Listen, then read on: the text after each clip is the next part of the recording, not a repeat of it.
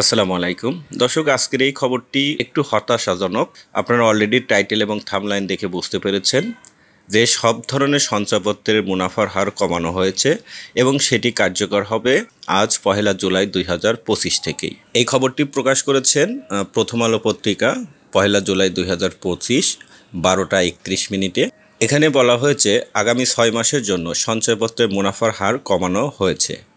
আজ 1 জুলাই থেকে এ সিদ্ধান্ত কার্যকর হবে।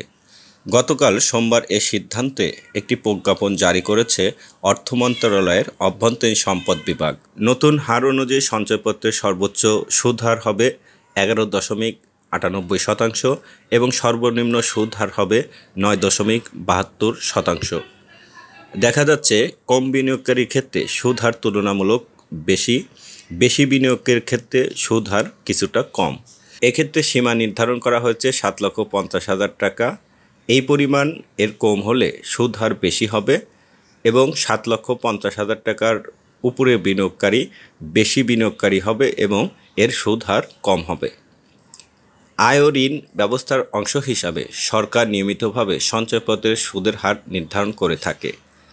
2025-26 অর্থবছরের বাজেটে করমুক্ত আয়সীমা বাড়ানো হয়নি, সেই সঙ্গে এখন সঞ্চয়পত্রের সুদ হারও কমানো হয়েছে। জিনিসপত্রের দাম বৃদ্ধির কারণে 2 বছরের বেশিরভাগ সময় ধরে উচ্চ মূল্যস্ফীতি বিরাজমান। ফলে সামগ্রিকভাবে নতুন অর্থবছরের শুরু থেকে মধ্যবিত্তদের উপর চাপ আরও বাড়ল। বিশেষ করে যাদের পারিবারিক খরচের একটি অংশ সঞ্চয়পত্রের মুনাফা থেকে আসে, তারা আরও চাপে পড়বেন। দেশে জাতীয় সঞ্চয় অধিদপ্তরের অধীনে যত ধরনের সঞ্চয়পত্র রয়েছে তার মধ্যে সবচেয়ে জনপ্রিয় পরিবার সঞ্চয়পত্র। এই সঞ্চয়পত্রে গতদিন 7.5 লাখ টাকার কম বিনিয়োগকারী 5 বছরের মেয়াদ পূর্তিতে মুনাফার হার ছিল 12.50%, এখন তা কমিয়ে করা হয়েছে 11.93%। আর 7.5 লাখ টাকার বেশি বিনিয়োগকারী মুনাফার হার ছিল 12.37%, সেটিকে কমিয়ে 11.80% করা হয়েছে।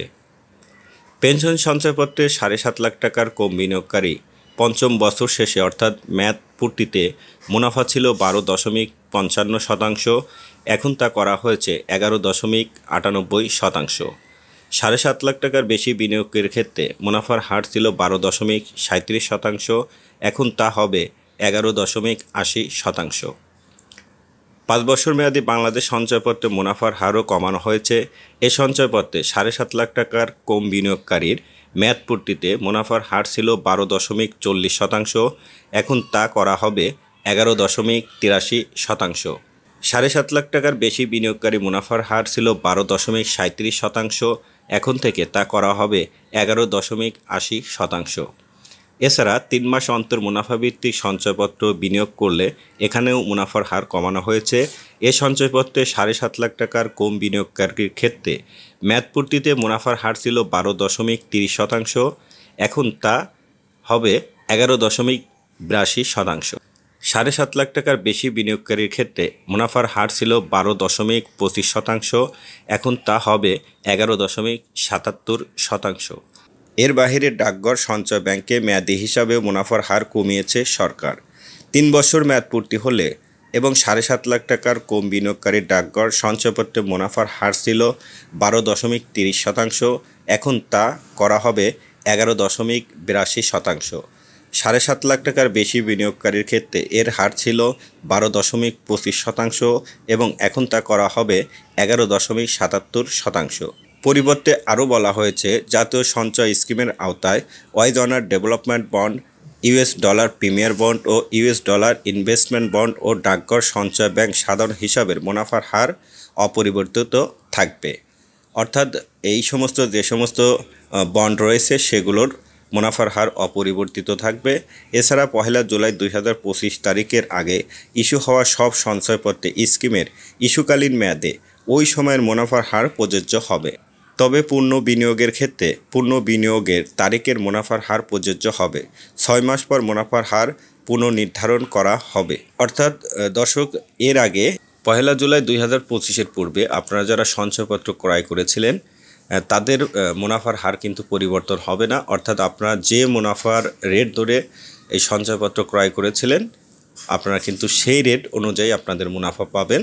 কিন্তু এই নতুন পার্সেন্টেজটি কার্যকর হবে 1 জুলাই 2025 তারিখের পরে, অর্থাৎ আজকের পর থেকে যারা সঞ্চয়পত্র ক্রয় করবেন আগামী 6 মাস পর্যন্ত এই আজকের ভিডিওতে উল্লেখিত যে পার্সেন্টেজ বলা হয়েছে সেই পার্সেন্টেজ আপনারা প্রাপ্য হবেন।